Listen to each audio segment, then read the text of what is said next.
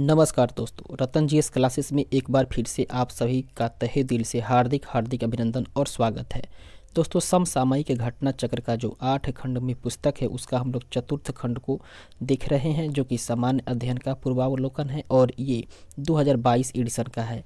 इस पुस्तक में दोस्तों 1990 ईस्वी से लेकर के फरवरी 2022 तक के प्रश्नों को संकलित किया गया है, जो कि भारतीय राज्य व्यवस्था एवं शासन से संबंधित प्रश्न है। अर्थात भारतीय राज्य व्यवस्था एवं शासन से संबंधित जितने भी प्रश्न पूछे गए हैं, स्टेट पीसीएस का हो या ऑन भी किसी महत्वपूर्ण एग्जाम की परीक्षा क्यों न हो, उन सभी परीक्षाओं में से जितने भी भारतीय राज्य व्यवस्था एवं शासन से संबंधित प्रश्न पूछे गए हैं उन सब का संकलन यहाँ पे किया गया है। तो हम लोग बिना विलंब किए हुए डायरेक्ट हम लोग चलते हैं और देखते हैं इसके विषय सूची को। दोस्तों, इसके विषय सूची को देखने के बाद हम लोग ये पता करते हैं और ये जानकारी प्राप्त करते हैं कि अभी तक हम लोगों ने कुल मिलाकर के 18 अध्याय को हम लोग कंप्लीट कर चुके हैं। चूँकि हम लोग इस पुस्तक का अध्यायवार विभाजित करके हम लोग इसका अध्ययन कर रहे हैं और अभी तक हम लोगों ने 18 अध्याय को अर्थात केंद्रीय मंत्री परिषद से संबंधित जितने भी प्रश्न पूछे गए हैं उन सबको हम लोगों ने अध्ययन किया है। और इस वीडियो में हम लोग अध्ययन करने वाले हैं महान्यायवादी, महाधिवक्ता और नियंत्रक महालेखा परीक्षक के बारे में। अर्थात आयोग के द्वारा महान्यायवादी, महाधिवक्ता और नियंत्रक महालेखा परीक्षक से संबंधित जितने भी प्रश्न पूछे गए हैं उसका हम लोग यहाँ पर अवलोकन करने वाले हैं। तो आइए दोस्तों, बिना विलंब किए हुए डायरेक्ट हम लोग चलते हैं अपने प्रश्न पत्र की ओर। तो इस तरीके से सबसे पहले हम लोग जानकारी प्राप्त करते हैं महान्यायवादी, महाधिवक्ता और नियंत्रक महालेखा परीक्षक से संबंधित कुछ नोट्स के बारे में। दोस्तों, इसके नोट्स को देखें, जो कि कह रहा है भारतीय संविधान के तहत भारत के महान्यायवादी अर्थात अटॉर्नी जनरल ऑफ इंडिया के पद का प्रावधान किया गया है। महान्यायवादी देश का सर्वोच्च विधि अधिकारी होता है। भारतीय संविधान के अनुच्छेद 76(1) के अनुसार राष्ट्रपति उच्चतम न्यायालय का न्यायाधीश नियुक्त होने के लिए अर्हित किसी व्यक्ति को भारत का न्यायवादी नियुक्त करेगा। अनुच्छेद 76(2) के अनुसार महान्यायवादी का यह कर्तव्य होगा कि वह भारत सरकार को विधि संबंधी ऐसे विषयों पर सलाह दे और विधिक स्वरूप के ऐसे अन्य कर्तव्यों का पालन करे जो राष्ट्रपति उसको समय समय पर निर्देशित करे या सौंपे, और उन कृत्यों का निर्वहन करे जो उसको इस संविधान अथवा तत्समय प्रवृत्त किसी अन्य विधि द्वारा या उसके अधीन प्रदान किए गए हों। दोस्तों, भारतीय संविधान के अनुच्छेद 76(3) की बात करें तो इसके अनुसार इसे अपने कर्तव्यों के पालन में भारत के राज्य क्षेत्र में सभी न्यायालयों में सुनवाई का अधिकार होगा। वहीं भारतीय संविधान के अनुच्छेद 76(4) के अनुसार महान्यायवादी राष्ट्रपति के प्रसाद पर्यंत पद धारण करेगा और ऐसा पारिश्रमिक प्राप्त करेगा जो राष्ट्रपति अवधारित करे। अनुच्छेद 88 के तहत भारत के महान्यायवादी को संसद के दोनों सदनों की कार्यवाही में शामिल होने का अधिकार है, लेकिन मतदान का अधिकार नहीं है। इसे एक संसद सदस्य की तरह सभी भत्ते एवं विशेषाधिकार मिलते हैं। अनुच्छेद 165(1) के अनुसार प्रत्येक राज्य का राज्यपाल उच्च न्यायालय का न्यायाधीश बनने के लिए अर्हित किसी व्यक्ति को राज्य का महाधिवक्ता अर्थात एडवोकेट जनरल नियुक्त करता है। अनुच्छेद 165(2) के अनुसार अर्थात बात करें भारतीय संविधान के अनुच्छेद 165(2) के अनुसार वह राज्य सरकार को विधि संबंधी विषयों पर परामर्श देता है। वह राज्य सरकार का प्रथम विधिक सलाहकार होता है। इसके बाद बात करते हैं दोस्तों, भारतीय संविधान के अनुच्छेद 165(3) के अनुसार वह राज्यपाल के प्रसाद पर्यंत पद धारण करेगा और ऐसा पारिश्रमिक प्राप्त करेगा जो राज्यपाल अवधारित करे। इसके बाद में अगले अनुच्छेद के बारे में बात करें तो दोस्तों, भारतीय संविधान का अनुच्छेद 148(1) के अनुसार भारत का एक नियंत्रक महालेखा परीक्षक होगा जिसको राष्ट्रपति नियुक्त करेगा तथा वह अपने पद से केवल उसी रीति एवं आधारों से हटाया जाएगा जिस रीति एवं आधारों से उच्चतम न्यायालय के न्यायाधीश को हटाया जाता है। संसद के दोनों सदनों द्वारा विशेष बहुमत के साथ उसके सिद्ध कदाचार या असमर्थता पर प्रस्ताव पारित कर इसे पद से हटाया जा सकता है। अनुच्छेद 148(4) के अनुसार नियंत्रक महालेखा परीक्षक अपने पद पर न रह जाने के पश्चात भारत सरकार की या किसी राज्य की राज्य सरकार के अधीन किसी और पद का पात्र नहीं होगा। इसका कार्यकाल 6 वर्ष तक या 65 वर्ष जो भी पहले हो की आयु तक होता है। इसको लोक लेखा समिति का आँख व कान कहा जाता है। अनुच्छेद 149 भारत के नियंत्रक महालेखा परीक्षक के कर्तव्य और शक्तियों को निर्धारित करता है। अनुच्छेद 151(1) के अनुसार भारत के नियंत्रक महालेखा परीक्षक के संघ के लेखाओं संबंधी प्रतिवेदनों को राष्ट्रपति के समक्ष प्रस्तुत किया जाएगा। इसके बाद में दोस्तों जो उनको संसद के प्रत्येक सदन के समक्ष रखवाएगा। अनुच्छेद 151(2) के अनुसार नियंत्रक महालेखा परीक्षक के किसी राज्य के लेखाओं संबंधी प्रतिवेदनों को उस राज्य के राज्यपाल के समक्ष प्रस्तुत किया जाएगा, जो उनको राज्य के विधानमंडल के समक्ष रखवाएगा। डॉक्टर भीमराव अंबेडकर ने कहा था कि नियंत्रक महालेखा परीक्षक भारतीय संविधान के तहत सबसे महत्वपूर्ण अधिकारी होगा। दोस्तों बात करें अगले पॉइंट की तो कह रहा है संसद द्वारा महालेखा परीक्षक कर्तव्य, शक्ति एवं सेवा शर्तें अधिनियम 1971 को प्रभावी बनाया गया है। इस अधिनियम को 1976 ईस्वी में केंद्र सरकार के लेखा परीक्षा से लेखा को अलग करने हेतु संशोधित किया गया। नियंत्रक एवं महालेखा परीक्षक अर्थात CAG राष्ट्रपति को 3 लेखा परीक्षा प्रतिवेदन प्रस्तुत करता है। विनियोग लेखाओं पर लेखा परीक्षा रिपोर्ट, उसके बाद में वित्त लेखाओं पर लेखा परीक्षा रिपोर्ट और सरकारी उपक्रमों पर लेखा परीक्षा रिपोर्ट। दोस्तों राष्ट्रपति इनको संसद के दोनों सदनों के सभा पटल पर रखवाता है।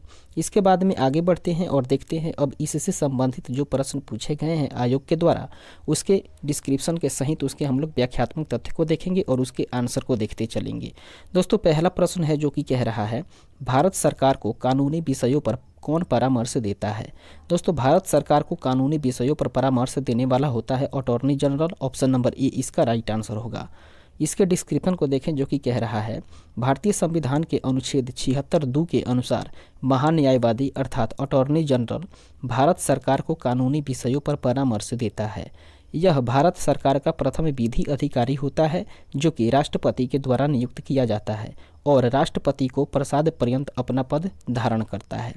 इसके बाद आगे बढ़ते हैं और देखते हैं अगले प्रश्न को। 2 नंबर प्रश्न जो कि कह रहा है निम्नलिखित में से कौन राष्ट्रपति के प्रसाद पर्यंत अपना पद धारण करता है। इसका सही आंसर हो जाएगा भारत का महान्यायवादी। ऑप्शन नंबर डी इसका राइट आंसर होगा। इसके डिस्क्रिप्शन को हम लोग ऊपर के प्रश्न में देख चुके हैं। फिलहाल आगे बढ़ते हैं नेक्स्ट क्वेश्चन। 3 नंबर प्रश्न कह रहा है भारत के महान्यायवादी को कैसे नियुक्त किया जाता है। दोस्तों इसका सही आंसर हो जाएगा ऑप्शन नंबर बी अर्थात राष्ट्रपति के द्वारा नियुक्त किया जाता है। आगे बढ़ते हैं, इसके डिस्क्रिप्शन को हम लोग देख चुके हैं। 4 नंबर प्रश्न जो कि कह रहा है भारत का महान्यायवादी किसके द्वारा नियुक्त किया जाता है। दोस्तों भारत का महान्यायवादी जो है वो भारत के राष्ट्रपति के द्वारा नियुक्त किया जाता है। ऑप्शन नंबर बी इसका राइट आंसर होगा। इसके डिस्क्रिप्शन को हम लोग ऊपर के प्रश्न में देख चुके हैं। आगे बढ़ते हैं, 5वें नंबर प्रश्न को देखें जो कि कह रहा है निम्नलिखित में से किसे भारत सरकार का प्रथम विधि अधिकारी समझा जाता है। दोस्तों इसका सही आंसर हो जाएगा महान्यायवादी। ऑप्शन नंबर सी इसका राइट आंसर होगा। आगे बढ़ते हैं, नेक्स्ट क्वेश्चन देखते हैं 6ठे नंबर प्रश्न को जो कि कह रहा है भारत के प्रथम विधि अधिकारी के रूप में कौन जाना जाता है। दोस्तों भारत के प्रथम विधि अधिकारी के रूप में जाना जाता है भारत का महान्यायवादी। ऑप्शन नंबर सी इसका राइट आंसर होगा। आगे बढ़ते हैं, नेक्स्ट क्वेश्चन देखते हैं 7 नंबर प्रश्न जो कि कह रहा है भारत सरकार के मुख्य विधि परामर्शदाता है। दोस्तों भारत सरकार के मुख्य विधि परामर्शदाता की बात करें तो अटॉर्नी जनरल ऑफ इंडिया है। ऑप्शन नंबर डी इसका राइट आंसर होगा। इसके डिस्क्रिप्शन को देखें जो कि कह रहा है भारत सरकार का मुख्य विधि परामर्शदाता अटॉर्नी जनरल ऑफ इंडिया या भारत का महान्यायवादी होता है। भारतीय संविधान के अनुच्छेद 76(3) के अनुसार महान्यायवादी को अपने कर्तव्य पालन में भारत के राज्य क्षेत्र में सभी न्यायालयों में सुनवाई का अधिकार होता है। इस तरीके से आगे बढ़ते हैं, नेक्स्ट क्वेश्चन 8 नंबर प्रश्न कह रहा है भारत के अटॉर्नी जनरल विधि सलाहकार हैं। दोस्तों भारत के अटॉर्नी जनरल जो है वो विधि सलाहकार है भारत सरकार के। ऑप्शन नंबर डी इसका राइट आंसर होगा। इसके डिस्क्रिप्शन को हम लोग ऊपर के प्रश्न में देख चुके हैं। आगे बढ़ते हैं, 9 नंबर प्रश्न को देखें जो कि कह रहा है निम्नलिखित में से किसको अपने कर्तव्यों के पालन में भारत के राज्य क्षेत्र में सभी न्यायालयों में सुनवाई का अधिकार होगा। इसका राइट आंसर हो जाएगा महान्यायवादी को। ऑप्शन नंबर बी इसका सही आंसर होगा। इसके डिस्क्रिप्शन को हम लोग ऊपर देख चुके हैं। आगे बढ़ते हैं, अगले प्रश्न को देखते हैं 10 नंबर प्रश्न जो कि कह रहा है भारत के महान्यायवादी अर्थात अटॉर्नी जनरल के विषय में निम्नलिखित कथनों पर विचार करिए। दोस्तों कथन के अनुसार पहले हम लोग कथन को देखते हैं। पहला कथन जो कि कह रहा है वह भारत के राष्ट्रपति द्वारा नियुक्त किया जाता है। यह कथन जो है दोस्तों वो बिल्कुल सत्य है। जबकि दूसरे कथन की बात करें तो कह रहा है उसमें वही योग्यताएं होनी चाहिए जो सर्वोच्च न्यायालय अर्थात सुप्रीम कोर्ट के न्यायाधीश की होती है। ये कथन भी बिल्कुल सत्य है। तीसरा कथन कह रहा है उसे संसद के किसी भी सदन का सदस्य होना चाहिए। ये कथन सही नहीं है। उसके बाद में संसद द्वारा महाभियोग लगाकर उसे हटाया जा सकता है। यह कथन भी सही नहीं है। इस तरीके से इसके राइट आंसर की बात करें तो वो हो जाएगा ऑप्शन नंबर ए, अर्थात पहला और दूसरा कथन जो है वो बिल्कुल सत्य है। आगे बढ़ते हैं और देखते हैं इसके डिस्क्रिप्शन को, जो कि कह रहा है राष्ट्रपति द्वारा नियुक्त किए जाने वाले महान्यायवादी में वही योग्यताएं होनी चाहिए जो सर्वोच्च न्यायालय या सुप्रीम कोर्ट के न्यायाधीश के लिए आवश्यक है। दोस्तों, भारत का महान्यायवादी संसद का सदस्य नहीं होता है, परंतु वह किसी भी सदन में, सदनों की किसी संयुक्त बैठक में और संसद की किसी समिति में जिसमें उसका नाम सदस्य के रूप में दिया गया हो उसमें बोल सकता है, भाग ले सकता है, किंतु अपना मत नहीं दे सकता है। ये अनुच्छेद 88 के तहत बताया गया है।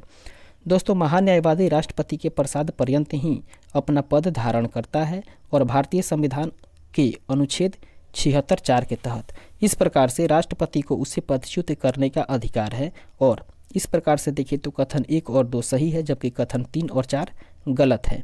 आगे बढ़ते हैं, नेक्स्ट क्वेश्चन को देखते हैं। 11 नंबर प्रश्न जो कि कह रहा है भारत के महान्यायवादी के संदर्भ में निम्नलिखित कथनों पर विचार करना है। दोस्तों, 2 कथन दिया हुआ है। सबसे पहले हम लोग पहले कथन को देखते हैं, जो कि कह रहा है राष्ट्रपति किसी ऐसे व्यक्ति की नियुक्ति करेगा जो उच्चतम न्यायालय के न्यायाधीश के रूप में नियुक्ति के लिए अर्हत होगा। ये कथन जो है बिल्कुल सत्य कथन है। फिलहाल आगे बढ़ते हैं और देखते हैं इसके ऑप्शंस को। इस प्रकार से इसका राइट आंसर हो जाएगा ऑप्शन नंबर ए, अर्थात केवल एक कथन जो है वो बिल्कुल सही है। आगे बढ़ते हैं, देखते हैं इसके डिस्क्रिप्शन को, जो कि कह रहा है भारत का महान्यायवादी अर्थात अटॉर्नी जनरल ऑफ इंडिया देश का सर्वोच्च विधि अधिकारी होता है। संविधान के अनुच्छेद 76(1) के अनुसार राष्ट्रपति उच्चतम न्यायालय का न्यायाधीश नियुक्त होने के लिए अर्हित किसी व्यक्ति को भारत का महान्यायवादी नियुक्त करेगा। अनुच्छेद 76(4) के अनुसार महान्यायवादी राष्ट्रपति के प्रसाद पर्यंत पद धारण करेगा और ऐसा पारिश्रमिक प्राप्त करेगा जो राष्ट्रपति अवधारित करे। इसके बाद में 12वें नंबर प्रश्न को देखें, जो कि कह रहा है निम्नलिखित कथनों पर विचार कीजिए। कथन है दोस्तों भारत का महान्यायवादी। भारत के महान्यायवादी से संबंधित 4 कथन दिए हुए हैं और इन चारों कथनों पर विचार करना है। पहला कथन कह रहा है लोकसभा की कार्यवाही में भाग ले सकता है, जो कि बिल्कुल सत्य कथन है। उसके बाद में दूसरे कथन की बात करें तो कह रहा है लोकसभा की किसी समिति का सदस्य हो सकता है। यह भी बिल्कुल सत्य कथन है। जबकि तीसरा कथन कह रहा है कि वह लोकसभा में बोल सकता है। यह भी बिल्कुल सत्य कथन है। और चौथा कथन है भारत का महान्यायवादी जो है वो लोकसभा में मतदान कर सकता है। ये कथन सही नहीं है, ये गलत है। इस प्रकार से हम लोग देख रहे हैं पहला, दूसरा और तीसरा 3 कथन सही हो रहे हैं। इस तरीके से हम लोगों का राइट आंसर हो जाएगा ऑप्शन नंबर सी, अर्थात 1, 2 और 3 कथन सही होगा।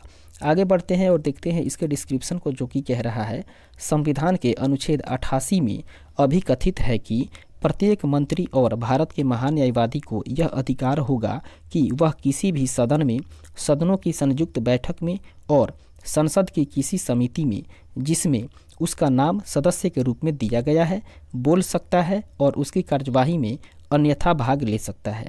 दोस्तों, किंतु इस अनुच्छेद के आधार पर वह मत देने का हकदार नहीं होगा।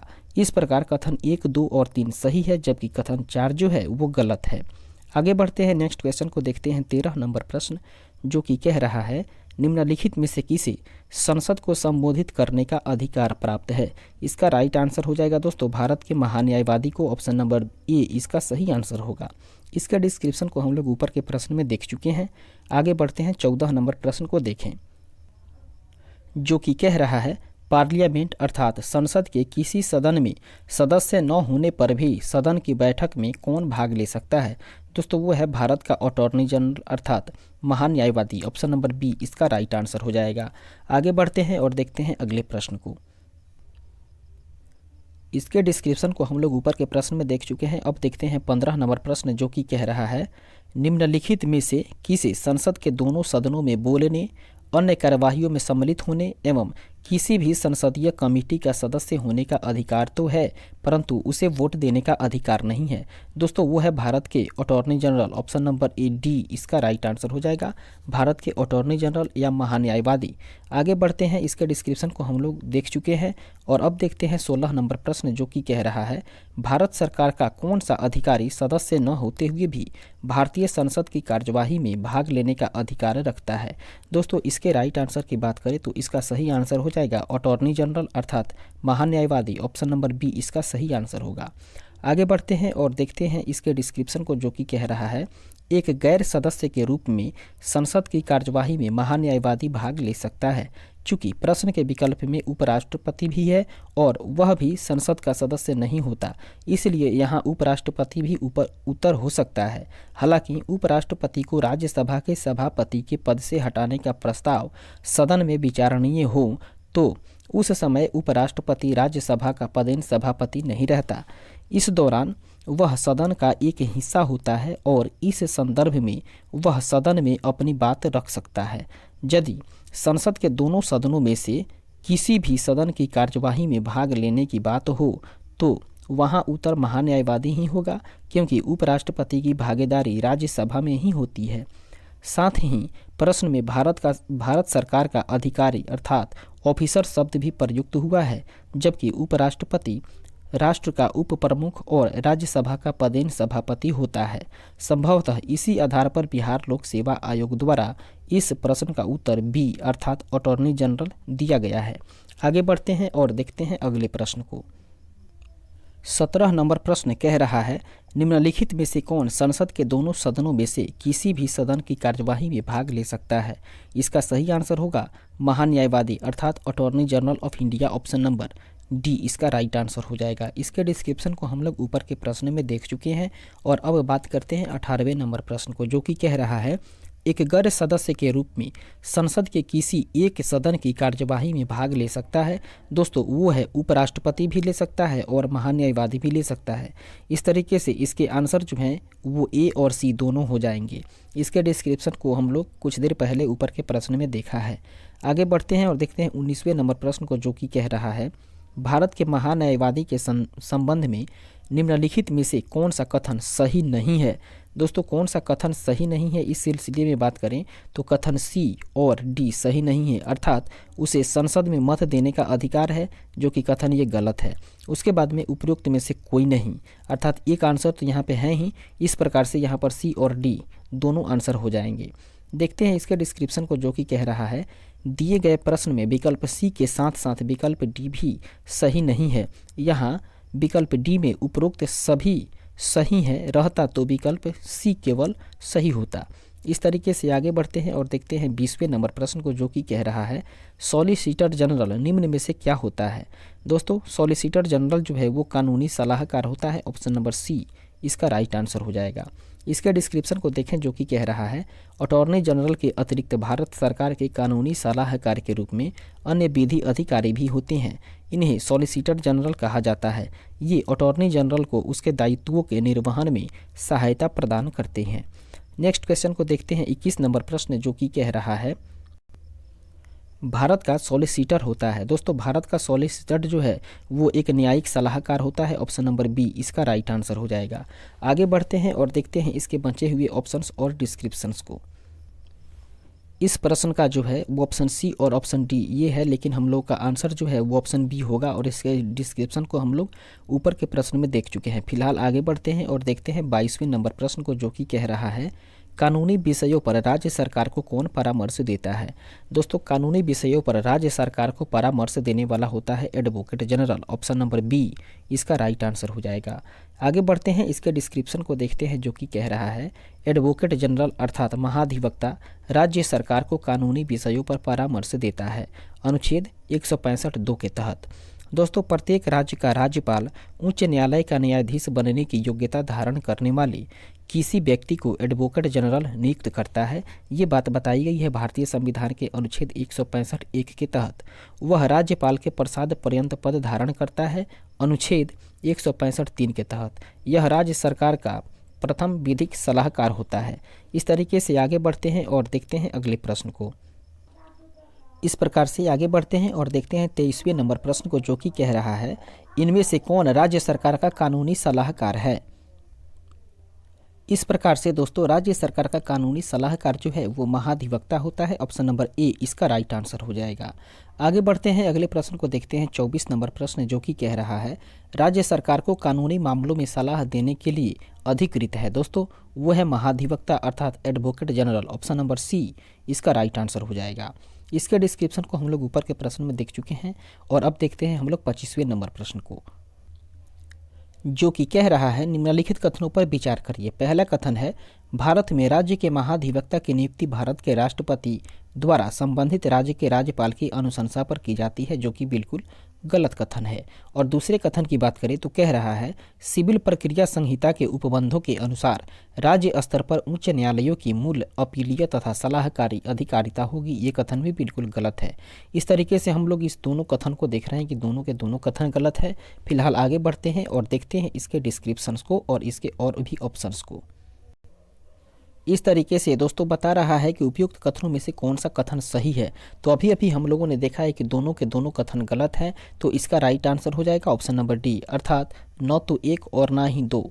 आगे बढ़ते हैं और देखते हैं इसके डिस्क्रिप्शन को, जो कि कह रहा है भारतीय संविधान के अनुच्छेद 165(1) के अनुसार राज्य के महाधिवक्ता की नियुक्ति राज्य के राज्यपाल के द्वारा की जाती है, न कि राष्ट्रपति के द्वारा। इस प्रकार से कथन एक जो है वो गलत है। उसके बाद में दोस्तों सलाहकारी अधिकारिता अधिनियम 143 के तहत सर्वोच्च न्यायालय की होती है। उच्च न्यायालयों की अधिकारिता मूल्य तथा अपीलीय होती है, अतः कथन दो जो है वो गलत है। नेक्स्ट क्वेश्चन को देखते हैं 26 नंबर प्रश्न, जो कि कह रहा है भारत के नियंत्रक एवं महालेखा परीक्षक की नियुक्ति की जाती है दोस्तों राष्ट्रपति के द्वारा। ऑप्शन नंबर ए इसका सही आंसर हो जाएगा। इसके डिस्क्रिप्शन को देखें, जो कि कह रहा है भारतीय संविधान के अनुच्छेद 148(1) के तहत भारत के नियंत्रक एवं महालेखा परीक्षक की नियुक्ति भारत के राष्ट्रपति द्वारा की जाती है। अनुच्छेद 151(1) के अनुसार भारत का नियंत्रक एवं महालेखा परीक्षक भारत सरकार के लेखों का लेखा परीक्षण करके अपनी रिपोर्ट को राष्ट्रपति को प्रस्तुत करता है तथा अनुच्छेद 151(2) के अनुसार वह राज्य सरकारों के लेखों का लेखा परीक्षण कर रिपोर्ट संबंधित राज्य के राज्यपाल को सौंपता है। इसके बाद आगे बढ़ते हैं और देखते हैं 27वें नंबर प्रश्न को, जो कि कह रहा है भारतीय संविधान के किस अनुच्छेद के अंतर्गत भारत के नियंत्रक एवं महालेखा परीक्षक की नियुक्ति होती है। दोस्तों वो होती है अनुच्छेद 148 के तहत। ऑप्शन नंबर सी इसका सही आंसर हो जाएगा। नेक्स्ट क्वेश्चन देखते हैं 28 नंबर प्रश्न, जो कि कह रहा है भारत के नियंत्रक एवं महालेखा परीक्षक के संघ के लेखा संबंधी प्रतिवेदनों को सर्वप्रथम निम्न में से किसको प्रस्तुत किया जाता है। इसका सही आंसर हो जाएगा दोस्तों भारत के राष्ट्रपति को। ऑप्शन नंबर डी इसका राइट आंसर होगा। इसके डिस्क्रिप्शन को हम लोग ऊपर के प्रश्न में देख चुके हैं। फिलहाल देखते हैं अगले प्रश्न को, 29 नंबर प्रश्न, जो कि कह रहा है निम्नलिखित में से किसके द्वारा भारत के नियंत्रक एवं महालेखा परीक्षक की पद का सृजन किया जाता है। दोस्तों इसका राइट आंसर हो जाएगा ऑप्शन नंबर बी, अर्थात संविधान के द्वारा। आगे बढ़ते हैं और देखते हैं इसके और भी ऑप्शंस और डिस्क्रिप्शंस को। तो इस प्रकार से हम लोगों ने देखा कि इस क्वेश्चन का आंसर ऑप्शन नंबर बी हुआ था, अर्थात संविधान के द्वारा ही भारत के नियंत्रक एवं महालेखा परीक्षक के पद का सृजन किया गया है। आगे बढ़ते हैं और नेक्स्ट क्वेश्चन को देखते हैं 30 नंबर प्रश्न, जो कि कह रहा है भारत के नियंत्रक एवं महालेखा परीक्षक के पद पर नियुक्ति का कार्यकाल होता है। दोस्तों उसका कार्यकाल होता है 6 वर्षों का। ऑप्शन नंबर सी इसका सही आंसर हो जाएगा। इस तरीके से इसका डिस्क्रिप्शन जो है वो कह रहा है भारतीय संविधान के अनुच्छेद 148(3) के अनुसार नियंत्रक एवं महालेखा परीक्षक अर्थात CAG के वेतन एवं सेवा शर्तों का निर्धारण का अधिकार संसद को दिया गया है। अतः संसद ने CAG के वेतन एवं सेवा शर्तों से संबंधित प्रावधानों को वर्ष 1971 में अधिनियमित किया, जिसके अनुसार नियंत्रक एवं महालेखा परीक्षक का कार्यकाल 6 वर्षों का होता है या वह अधिकतम 65 वर्ष की उम्र तक सेवारत रह सकता है।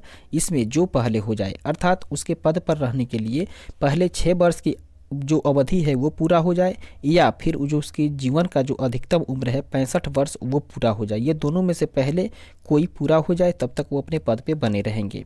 आगे बढ़ते हैं और देखते हैं 31 नंबर प्रश्न को, जो कि कह रहा है भारत के नियंत्रक एवं महालेखा परीक्षक के संबंध में निम्नलिखित में से कौन सा सही नहीं है? तो दोस्तों इसका राइट आंसर हो जाएगा ऑप्शन नंबर डी, अर्थात उनको राष्ट्रपति पदच्युत कर सकते हैं, यह कथन सही नहीं है।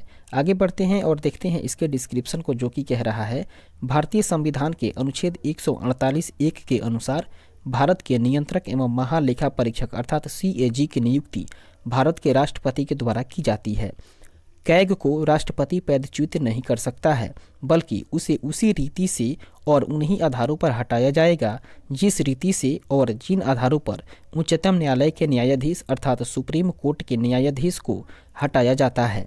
दोस्तों संविधान की दूसरी अनुसूची के प्रावधान 12(1) के तहत भारत के नियंत्रक एवं महालेखा परीक्षक को सर्वोच्च न्यायालय के न्यायाधीशों के बराबर वेतन दिया जाता है। अनुच्छेद 148(4) के तहत सेवानिवृत्ति के पश्चात नियंत्रक एवं महालेखा परीक्षक भारत सरकार के या किसी राज्य सरकार के अधीन पद के अयोग्य हो जाते हैं। इस तरीके से आगे बढ़ते हैं और देखते हैं 32वें नंबर प्रश्न को, जो कि कह रहा है भारत के नियंत्रक एवं महालेखा परीक्षक को उसके पद से हटाए जाने की प्रक्रिया निम्नांकित में से किसके समान है? इसका सही आंसर हो जाएगा दोस्तों उच्चतम न्यायालय के न्यायाधीश के समान है, ऑप्शन नंबर सी इसका राइट आंसर होगा। इसके डिस्क्रिप्शन को हम लोग ऊपर के प्रश्न में देख चुके हैं। आगे बढ़ते हैं नेक्स्ट क्वेश्चन।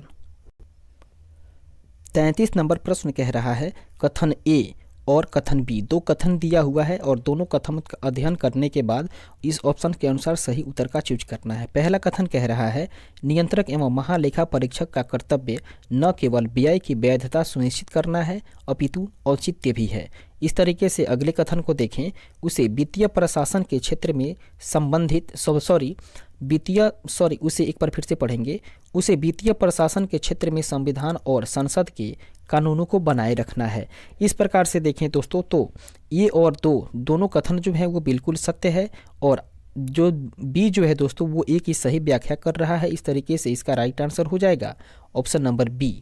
आगे बढ़ते हैं और देखते हैं इसके डिस्क्रिप्शन को, जो कि कह रहा है नियंत्रक एवं महालेखा परीक्षक का कर्तव्य व्यय की वैधता और औचित्य दोनों ही सुनिश्चित करना है, क्योंकि उसे यह निर्धारित करना है कि वित्तीय प्रशासन के क्षेत्र में संविधान और संसद के कानूनों का अनुपालन हो रहा है अथवा नहीं। इस प्रकार प्रश्नगत कथन और कारण दोनों सही है तथा कारण कथन की सही व्याख्या कर रहा है। आगे बढ़ते हैं, देखते हैं 34 नंबर प्रश्न, जो कि कह रहा है निम्नलिखित कर्तव्यों में से कौन से एक का भारत के नियंत्रक एवं महालेखा परीक्षक के द्वारा पालन नहीं किया जाता है? तो इसका राइट आंसर हो जाएगा दोस्तों ऑप्शन नंबर डी, अर्थात सार्वजनिक धन की प्राप्ति और निर्गमन का नियंत्रण करना और यह सुनिश्चित करना कि सार्वजनिक राजस्व राजकोष में जमा हो। ऑप्शन नंबर डी इसका सही आंसर हो जाएगा। इस तरीके से आगे बढ़ते हैं और देखते हैं इसके डिस्क्रिप्शन को, जो कि कह रहा है भारत में नियंत्रक महालेखा परीक्षक सार्वजनिक धन की प्राप्ति और निर्गमन पर नियंत्रण का कार्य नहीं करता है, बल्कि इसकी लेखा परीक्षक करता है। नियंत्रक एवं महालेखा परीक्षक के निम्नलिखित कर्तव्य होते हैं। सबसे पहले इसके पहले कर्तव्य को देखें, जो कि कह रहा है वह केंद्र तथा राज्य सरकारों के राजस्व से भारत के अंदर तथा बाहर किए गए व्ययों एवं लेन देन की लेखा परीक्षा करता है। उसके बाद में दूसरा कर्तव्य है वह व्यापारिक, उसके बाद में निर्माण संबंधी लाभ तथा हानि के लेखों की लेखा परीक्षा करता है। अगला कर्तव्य है वह भंडार गृहों की लेखा परीक्षा करता है। उसके बाद में अगला कर्तव्य है, चौथा नंबर जो पॉइंट है, कह रहा है राष्ट्रपति के आदेश पर वह स्थानीय निकायों की लेखा परीक्षा करता है। और पांचवा कर्तव्य जो है वो बताया गया है कि वह सरकारी कंपनियों एवं निगमों के लेखा परीक्षण में महत्वपूर्ण भूमिका निभाता है। इस प्रकार से दोस्तों नियंत्रक एवं महालेखा परीक्षक अपने नाम के अनुरूप भारत के वित्त पर नियंत्रण का कार्य न करके केवल उसकी परीक्षा का कार्य करता है, जबकि ब्रिटेन का नियंत्रक एवं महालेखा परीक्षक दोनों प्रकार के अधिकार रखता है। इस तरीके से आगे बढ़ते हैं और देखते हैं अगले प्रश्न को। 35 नंबर प्रश्न कह रहा है निम्नलिखित कथनों पर विचार करिए। और पहला कथन है नियंत्रक महालेखा परीक्षक का कर्तव्य होगा कि वह उन सभी प्राप्तियों की लेखा परीक्षा करे जो भारत की संचित निधि में संदेय है। इस प्रकार से यह कथन जो है दोस्तों वो बिल्कुल सत्य है, अर्थात पहला कथन सत्य है। अब देखते हैं दूसरे कथन को, जो कि कह रहा है नियंत्रक महालेखा परीक्षक को संघ या किसी राज्य के किसी कार्यालय या विभाग में रखे गए भंडारों या स्टॉक के लेखाओं की लेखा परीक्षा करने और उसकी बाबत में रिपोर्ट देने का प्राधिकार होगा। इस प्रकार से दूसरा कथन भी बिल्कुल सत्य है। तो हम लोग देख रहे हैं कि पहला और दूसरा कथन बिल्कुल सत्य है। तो इस तरीके से इसी के आधार पे हम लोग सही विकल्प का चयन करेंगे। तो इसका राइट आंसर हो जाएगा ऑप्शन नंबर बी, अर्थात पहला और दूसरा दोनों कथन सत्य हैं। इसके डिस्क्रिप्शन को हम लोग ऊपर के प्रश्न में देख चुके हैं। अब देखते हैं 36 नंबर प्रश्न, जो कि कह रहा है लोक निधि के फलोत्पादक और आशयित प्रयोग को सुरक्षित करने के साथ साथ भारत में नियंत्रक महालेखा परीक्षक अर्थात CAG कैग के कार्यालय का महत्व क्या है। दोस्तों इसके राइट आंसर की बात करें, सबसे पहले इसके पहले पॉइंट की बात करें दोस्तों, पहला पॉइंट जो है वो कह रहा है CAG संसद की ओर से राजकोषीय पर नियंत्रण रखता है जब भारत का राष्ट्रपति राष्ट्रीय आपात या वित्तीय आपात घोषित करता है। दोस्तों ये कथन जो है वो सही नहीं है। इसके बाद में देखते हैं दूसरे कथन को, जो कि कह रहा है CAG की मंत्रालयों द्वारा क्रियान्वित परियोजनाओं या कार्यक्रमों पर जारी किए गए प्रतिवेदनों पर लोक लेखा समिति विचार विमर्श करती है। ये कथन जो है वो बिल्कुल सत्य है। देखते हैं तीसरे कथन को, जो कि कह रहा है CAG के प्रतिवेदनों से मिली जानकारियों के आधार पर जांचकर्ता एजेंसियां उन लोगों के विरुद्ध आरोप दाखिल कर सकती है जिन्होंने लोक निधि प्रबंधन में कानून का उल्लंघन किया हो। ये तीसरा कथन जो है वो बिल्कुल सत्य है। इसके बाद में देखते हैं चौथे कथन को, जो कि कह रहा है CAG को ऐसी निश्चित न्यायिक शक्तियाँ प्राप्त हैं कि सरकारी कंपनियों के लेखा परीक्षा और लेखा जांचते समय वह कानूनन का उल्लंघन करने वाले पर अभियोग लगा सके। इस प्रकार से चौथा कथन जो है वो गलत है। हम लोगों ने देखा कि दूसरा और तीसरा कथन जो है वो बिल्कुल सत्य है। इस तरीके से इसका राइट आंसर होगा ऑप्शन नंबर सी, अर्थात दूसरा और तीसरा कथन सत्य है। आगे बढ़ते हैं और देखते हैं इसके डिस्क्रिप्शंस को, जो कि कह रहा है भारतीय संविधान के अनुच्छेद 148(1) के तहत भारत के नियंत्रक एवं महालेखा परीक्षक के पद का सृजन किया गया है, जिसे संघ के और राज्यों के लेखाओं के संबंध में विशेष नियंत्रक एवं अधीक्षण शक्तियां प्रदान की गई है। इसके द्वारा प्रस्तुत लेखाओं केंद्रीय मंत्रालयों से संबंधित पर संसद की लोक लेखा समिति में विचार विमर्श होता है और इसके प्रतिवेदनों के आधार पर जांच एजेंसियां आरोपियों के विरुद्ध आरोप पत्र दाखिल कर सकती है। अन्य दोनों प्रसंगत कथन जो है वो सही नहीं है। आगे बढ़ते हैं नेक्स्ट क्वेश्चन। 37 नंबर प्रश्न कह रहा है नियंत्रक एवं महालेखा परीक्षा की टीका टिप्पणी पर उचित कार्यवाही करने की अंतिम जिम्मेवारी निम्नलिखित में से किसको है। इसका सही आंसर हो जाएगा दोस्तों वो संसद की जिम्मेवारी है, ऑप्शन नंबर सी इसका राइट आंसर होगा। आगे बढ़ते हैं और देखते हैं इसके डिस्क्रिप्शन को, जो कि कह रहा है भारतीय संविधान के अनुच्छेद 151(1) के तहत नियंत्रक एवं महालेखा परीक्षक की रिपोर्ट राष्ट्रपति के द्वारा संसद के दोनों सदनों के समक्ष प्रस्तुत करवाई जाती है। अतः नियंत्रक एवं महालेखा परीक्षक की टीका टिप्पणी पर उचित कार्यवाही करने की अंतिम जिम्मेवारी संसद की हुई। आगे बढ़ते हैं और देखते हैं 38 नंबर प्रश्न, जो कि कह रहा है निम्नलिखित में से कौन संसद की लोक लेखा समिति की बैठकों में उपस्थित रहता है। इसका सही आंसर हो जाएगा भारत के नियंत्रक महालेखा परीक्षक, ऑप्शन नंबर सी इसका राइट आंसर होगा। इसके डिस्क्रिप्शन को देखें, जो कि कह रहा है भारत का नियंत्रक महालेखा परीक्षक संसद की लोक लेखा समिति की बैठकों में भाग ले सकता है।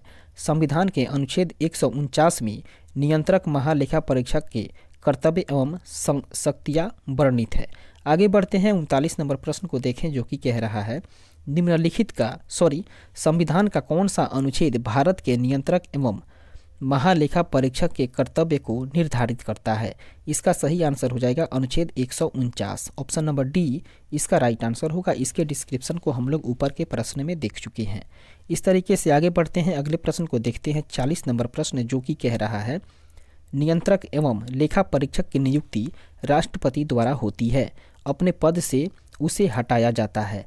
दोस्तों इस तरीके से इस ऑप्शन में हम लोग देख रहे हैं कि इसका आंसर जो है वो स्टार मार्किंग की गई है। फिलहाल हम लोग देखते हैं इसके डिस्क्रिप्शंस को।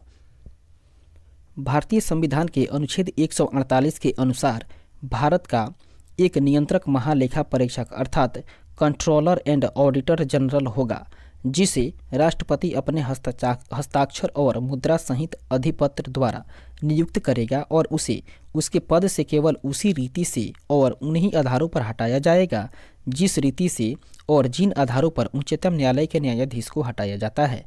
अनुच्छेद 124(4) के अंतर्गत उच्चतम न्यायालय के न्यायाधीशों को साबित कदाचार या असमर्थता के आधार पर ऐसे हटाए जाने के लिए संसद के समावेदन पर राष्ट्रपति के आदेश द्वारा उसके पद से हटाया जाता है।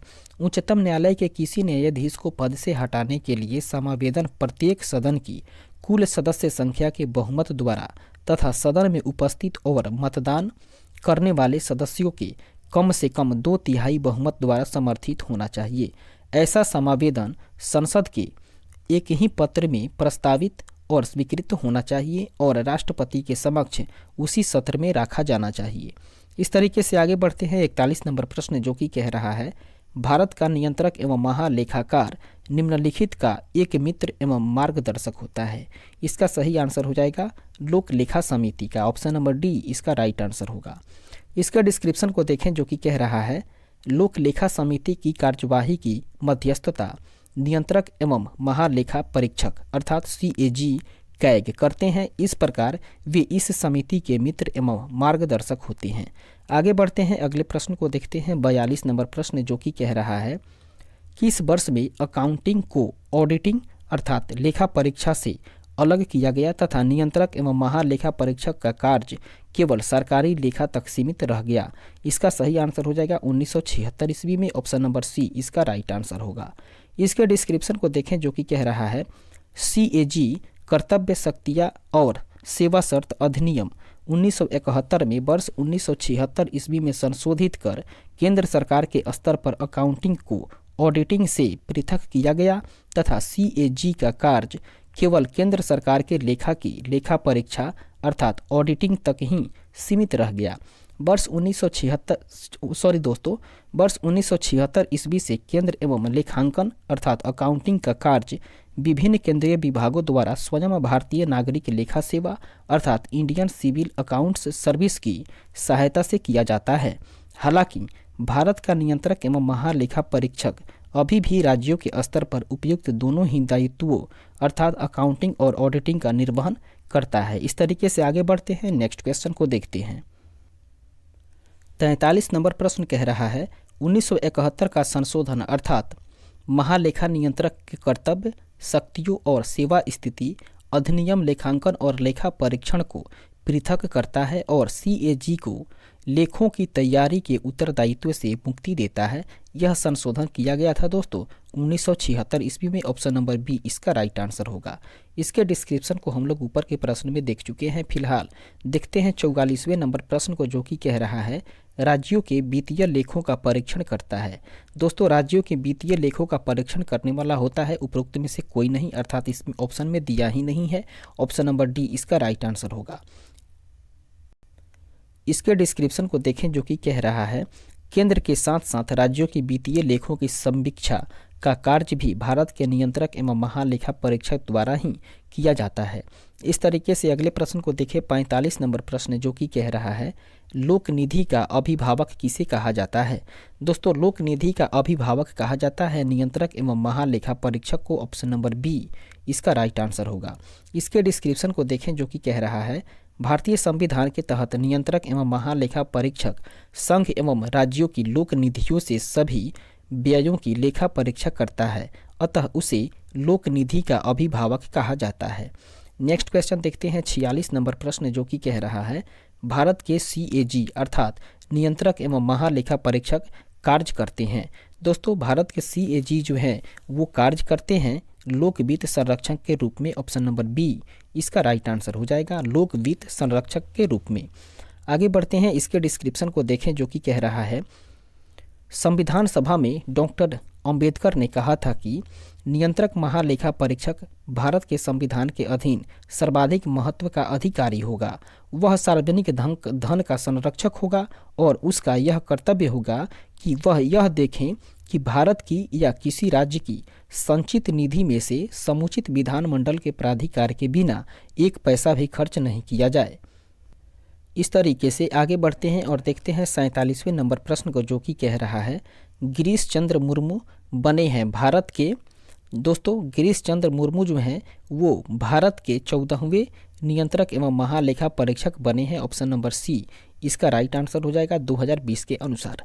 इस तरीके से आगे बढ़ते हैं और देखते हैं इसके डिस्क्रिप्शंस को, जो कि कह रहा है भारतीय संविधान के अनुच्छेद 148 के तहत भारत के नियंत्रक एवं महालेखा परीक्षक की नियुक्ति राष्ट्रपति द्वारा की जाती है। अगस्त 2020 में गिरीश चंद्र मुर्मू भारत के 14वें नियंत्रक एवं महालेखा परीक्षक बने। दोस्तों उन्होंने इस पद पर राजीव महर्षि का स्थान लिया। गिरीश चंद्र मुर्मू इससे पूर्व 31 अक्टूबर 2019 को जम्मू और कश्मीर संघ राज्य क्षेत्र के पहले उपराज्यपाल बने थे। इस तरीके से आगे बढ़ते हैं और देखते हैं 48वें नंबर प्रश्न को, जो कि कह रहा है सूची 1 को सूची 2 के साथ सुमेलित कीजिए तथा सूचियों के नीचे दिए गए कूट का प्रयोग करके सही उत्तर का चयन करिए। दोस्तों पहले सूची में अधिकारी के बारे में दिया गया है और दूसरे सूची में उससे संबंधित संस्थान को दिया गया है। तो सबसे पहले हम लोग सूची 1 को सूची 2 से मिलान करने का प्रयास करेंगे। देखते हैं दोस्तों पहले भारत का उपराष्ट्रपति। दोस्तों भारत के उपराष्ट्रपति एक अधिकारी जिसका संस्थान की बात करें तो इनका हो जाएगा राज्यसभा में, अर्थात ए का मिलान हो जाएगा 3 से। वहीं बात करें भारत का नियंत्रक एवं महालेखा परीक्षक, तो दोस्तों इनका मिलान जो है वो हो जाएगा लोक लेखा समिति से। जबकि भारत के महाधिवक्ता है, इनका संबंध हो जाएगा दोस्तों उच्चतम न्यायालय से। वहीं बात करें भारत का महान्यायवादी के बारे में तो इनका मिलान जो है वो हो जाएगा लोकसभा की बैठक से। इस तरीके से आगे बढ़ते हैं और देखते हैं इसके कूट को। इस तरीके से कूट के अनुसार इसका राइट आंसर हो जाएगा ऑप्शन नंबर ए। आगे बढ़ते हैं और देखते हैं इसके डिस्क्रिप्शन को, जो कि कह रहा है इसका सही सुमेलन जो है वह निम्नलिखित प्रकार से है। दोस्तों भारत का राष्ट्रपति जो है उसका संबंध राज्यसभा से है और भारत का नियंत्रक एवं महालेखा परीक्षक का संबंध जो है वो लोक लेखा समिति से है। जबकि भारत का महाधिवक्ता अर्थात महान्यायवादी का संबंध है उच्चतम न्यायालय से। जबकि भारत का महान्यायवादी जो है उनका संबंध है लोकसभा की बैठक से। दोस्तों नोट कह रहा है प्रश्न में भारत का महाधिवक्ता उल्लेखित है, जो कि गलत है। महाधिवक्ता जो है वो एडवोकेट जनरल को राज्य स्तर पर नियुक्त किया जाता है, जबकि संघ स्तर पर महान्यायवादी अर्थात अटॉर्नी जनरल की नियुक्ति होती है। इस तरीके से आगे बढ़ते हैं और देखते हैं अगले प्रश्न को, 49 नंबर प्रश्न और इस चैप्टर का आखिरी प्रश्न, जो कि कह रहा है निम्नलिखित में से कौन सा विकल्प गलत है। दोस्तों गलत विकल्प की बात करें, सबसे पहले हम लोग देखते हैं वाक्य को, जो कह रहा है लोक वित्त सरकार की वित्तीय क्रियाकलाप का अध्ययन है। दोस्तों लोक वित्त सरकार की वित्तीय क्रियाकलापों का अध्ययन है। इसके अंतर्गत आते हैं दोस्तों व्यावसायिक बैंकों के कार्य निष्पादन। ऑप्शन नंबर डी जो है वो गलत विकल्प है। आगे बढ़ते हैं और देखते हैं इसके डिस्क्रिप्शन को, जो कि कह रहा है लोक वित्त अर्थात पब्लिक फाइनेंस सरकार के वित्तीय क्रियाकलापों का अध्ययन है। इसके अंतर्गत सार्वजनिक व्यय, लोक राजस्व, उसके बाद में दोस्तों सार्वजनिक ऋण और वित्तीय प्रशासन आदि आते हैं।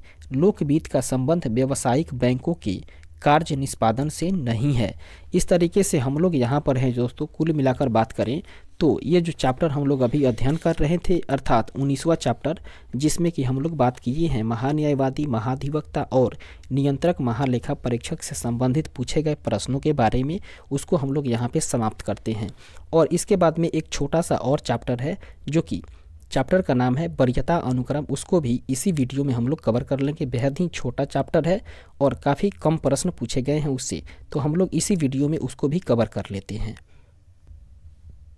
इस तरीके से ये 20वां चैप्टर हो जाएगा दोस्तों वरीयता अनुक्रम। अर्थात 19 चैप्टर को कंप्लीट करने के बाद हम लोग अब 20वें चैप्टर में प्रवेश कर रहे हैं। बेहद ही छोटा टॉपिक है और इससे बहुत कम प्रश्न पूछे गए हैं। तो सबसे पहले वरीयता अनुक्रम से संबंधित जो चैप्टर है उसके नोट्स को हम लोग पहले देखते हैं। इसका नोट्स कह रहा है वरीयता अनुक्रम केंद्र एवं राज्य सरकारों में विभिन्न पदाधिकारियों की पद क्रम से संबंधित है। इसका प्रयोग राजनीतिक समारोहों के अवसर पर किया जाता है तथा सरकार के दैनिक कार्य में इसका कोई प्रयोग नहीं होता। दोस्तों बात करें 26 जुलाई 1979 ईस्वी को 26 जुलाई 1979 ईस्वी को इससे संबंधित अधिसूचना जारी की गई थी। वर्तमान में शीर्ष पदों का वरीयता अनुक्रम जो है वो इस प्रकार से है। एक पर है दोस्तों राष्ट्रपति, उसके बाद उपराष्ट्रपति, प्रधानमंत्री, राज्यों के राज्यपाल अपने अपने राज्य के, और 5वें स्थान पर आता है भूतपूर्व राष्ट्रपति। उसके बाद में 5 के क पर आता है उप प्रधानमंत्री। दोस्तों 6ठे नंबर पे आता है भारत के मुख्य न्यायाधीश, लोकसभा अध्यक्ष, और 7वें स्थान पर आता है केंद्र के कैबिनेट मंत्री, राज्यसभा एवं लोकसभा के विपक्ष के नेता, नीति आयोग के उपाध्यक्ष, भूतपूर्व प्रधानमंत्री, राज्यों के मुख्यमंत्री अपने अपने राज्य में, और 7 क पर आता है भारत रत्न से सम्मानित व्यक्ति। 8वें स्थान पर आता है दोस्तों भारत स्थित विदेशों के असाधारण तथा पूर्णाधिकारी राजदूत तथा राष्ट्रमंडल देशों के उच्चायुक्त, राज्यों के राज्यपाल, राज्यों के मुख्यमंत्री। उसके बाद में 9वें स्थान पर बात करें तो सर्वोच्च न्यायालय के न्यायाधीश। 9 क पर आता है संघ लोक सेवा आयोग के अध्यक्ष, नियंत्रक एवं महालेखा परीक्षक, मुख्य निर्वाचन आयुक्त। और बात करें दोस्तों 10वें स्थान पर तो वरीयता के अनुसार 10वें स्थान पर आता है राज्यसभा के उपसभापति, लोकसभा का उपाध्यक्ष, नीति आयोग के सदस्य, राज्यों के मुख्यमंत्री, केंद्र के राज्य मंत्री, और रक्षा मंत्री में रक्षा मामलों के लिए कोई भी अन्य मंत्री। वहीं बात करें 11वें स्थान पर तो भारत के महान्यायवादी, कैबिनेट सचिव, उपराज्यपाल अपने संघ शासित क्षेत्र में। और 12वें स्थान पर बात करें तो जनरल अथवा उनके समान रैंक वाले सेनाध्यक्ष। ये एक छोटा सा नोट्स रहा है वरीयता अनुक्रम से संबंधित। और अब हम लोग देखते हैं उसके प्रश्न कोश को, जो कि आयोग के द्वारा प्रश्न पूछे गए थे इस टॉपिक से। तो पहला प्रश्न जो है वो कह रहा है इस प्रकार से। पहला प्रश्न कह रहा है निम्नलिखित अधिकारियों का पर विचार करिए। दोस्तों नीचे जो 4 अधिकारी दिए गए हैं इस पर विचार करना है और बताना है कि अग्रता क्रम में इसका सही अनुक्रम क्या है। दोस्तों इसका राइट आंसर हो जाएगा ऑप्शन नंबर सी, अर्थात पहले आएंगे भारत के मुख्य न्यायाधीश, उसके बाद में आएंगे संघीय मंत्रिमंडल सदस्य, और उसके बाद में मुख्य निर्वाचन आयुक्त, और तब आता है दोस्तों मंत्रिमंडल सचिव। आगे बढ़ेंगे और देखेंगे इसके डिस्क्रिप्शन को, जो कि कह रहा है दिए गए अधिकारियों का अग्रता क्रम इस प्रकार है। भारत के मुख्य न्यायाधीश, संघीय मंत्रिमंडल के सदस्य, मुख्य निर्वाचन आयुक्त और मंत्रिमंडल सचिव। आगे बढ़ते हैं दूसरे प्रश्न को देखें, जो कि कह रहा है भारत सरकार की प्रथमता सारणी में भारत के मुख्य न्यायाधीश के ऊपर कौन आता है। इसका सही आंसर हो जाएगा दोस्तों भूतपूर्व राष्ट्रपति, ऑप्शन नंबर बी इसका राइट आंसर होगा। इसका डिस्क्रिप्शन जो कि कह रहा है भारत के मुख्य न्यायाधीश से ऊपर वरीयता क्रम जो है वो इस प्रकार से है। पहले राष्ट्रपति, उपराष्ट्रपति, प्रधानमंत्री, राज्यों के राज्यपाल, उसके बाद में भूतपूर्व राष्ट्रपति तथा उप प्रधानमंत्री, भारत का मुख्य न्यायाधीश एवं लोकसभा अध्यक्ष वरीयता क्रम के समकक्ष क्रमांक 6 पर है। इस तरीके से आगे बढ़ते हैं। तीसरे नंबर प्रश्न को देखें, जो कि कह रहा है भारतीय नयाचार अर्थात प्रोटोकॉल के अनुसार पूर्वता क्रम में निम्न में से सबसे पहले कौन है। इसका सही आंसर हो जाएगा अपने राज्य में राज्यपाल, ऑप्शन नंबर सी इसका राइट आंसर होगा। इसके क्रम को हम लोग ऊपर के प्रश्नों में देख चुके हैं। आगे बढ़ते हैं चौथे नंबर प्रश्न को देखें, जो कि कह रहा है भारत के वरीयता क्रम में निम्नलिखित में से कौन पहले आता है। इसका राइट आंसर हो जाएगा ऑप्शन नंबर ई, उपयुक्त में से कोई नहीं या उपयुक्त में से एक से अधिक। फिलहाल देखते हैं इसके डिस्क्रिप्शन को, जो कि कह रहा है वरीयता अनुक्रम। दोस्तों वरीयता अनुक्रम विभिन्न पदाधिकारियों के रैंक एवं ऑर्डर से संबंधित है। इस संबंध में वर्तमान अधिसूचना 26 जुलाई 1979 ईस्वी को जारी की गई थी, जिसके अनुसार संघ लोक सेवा आयोग के अध्यक्ष, मुख्य निर्वाचन आयुक्त तथा भारत के नियंत्रक और महालेखा परीक्षक को वरीयता क्रम में एक समान 9 को रखा गया है, जबकि उच्च न्यायालय के मुख्य न्यायाधीश को उच्च न्यायालय के क्षेत्राधिकार के अंतर्गत 14वें स्थान पर, जबकि उच्च न्यायालय के क्षेत्राधिकार के बाहर 17वें स्थान पर रखा गया है। इस प्रकार से विकल्प ई जो है वो सही है। आगे बढ़ते हैं 5वें नंबर प्रश्न को देखें, जो कि कह रहा है भारत सरकार में सबसे ऊंचे पद पर सिविलियन अधिकारी कौन होता है। दोस्तों भारत सरकार में सबसे ऊंचे पद का सिविलियन अधिकारी की बात करें तो वो मंत्रिमंडल सचिव होता है, ऑप्शन नंबर सी इसका राइट आंसर होगा। इसके डिस्क्रिप्शन को देखें, जो कि कह रहा है भारत सरकार में सबसे ऊंचे पद का सिविलियन अधिकारी मंत्रिमंडल सचिव होता है। वह मंत्रिमंडल सचिवालय का प्रमुख है। वह देश का वरिष्ठतम लोक सेवक होता है। इस तरीके से आगे बढ़ते हैं और देखते हैं छठे नंबर प्रश्न को। और इस टॉपिक से जो आखिरी प्रश्न पूछा गया है उस आखिरी प्रश्न को देख रहे हैं। छठा प्रश्न और आखिरी प्रश्न जो है वो कह रहा है, भारत सरकार में सर्वोच्च शासकीय अधिकारी कौन है। दोस्तों, भारत सरकार में सर्वोच्च शासकीय अधिकारी की बात करें तो वो होता है भारत के मंत्रिमंडल सचिव। ऑप्शन नंबर सी इसका राइट आंसर होगा और इसके डिस्क्रिप्शन को हम लोग ऊपर के प्रश्न में देख चुके हैं। तो इस तरीके से दोस्तों हम लोग इस वीडियो में कुल मिलाकर बात करें तो दोस्तों 2 चैप्टर को हम लोगों ने कंप्लीट किया है और वे दोनों चैप्टर जो है वो 19 नंबर चैप्टर और 20 नंबर चैप्टर है। अर्थात महान्यायवादी, महाधिवक्ता और नियंत्रक महालेखा परीक्षक जो कि 19वें चैप्टर में हम लोगों ने अध्ययन किया और 20वें चैप्टर में हम लोगों ने वरीयता अनुक्रम से संबंधित प्रश्नों को देखा है। तो कुल मिलाकर दोस्तों हम लोगों ने इस वीडियो में 2 चैप्टर को कंप्लीट किया है और अपने सेशन को हम लोग यहीं पे स्थगित करते हैं। बाकी के अगले इम्पोर्टेंट वीडियो के साथ हम लोग अगले वीडियो में मिलेंगे और उसमें इम्पोर्टेंट चैप्टर को अध्ययन करेंगे, इम्पोर्टेंट चैप्टर के बारे में जानकारी प्राप्त करेंगे जो कि संसद से संबंधित होगा। इस तरीके से हम लोग अपने सेशन को यहीं पे विराम देंगे, स्थगित करेंगे। वीडियो देखने के लिए आप लोगों का धन्यवाद और जय हिंद, जय हिंद।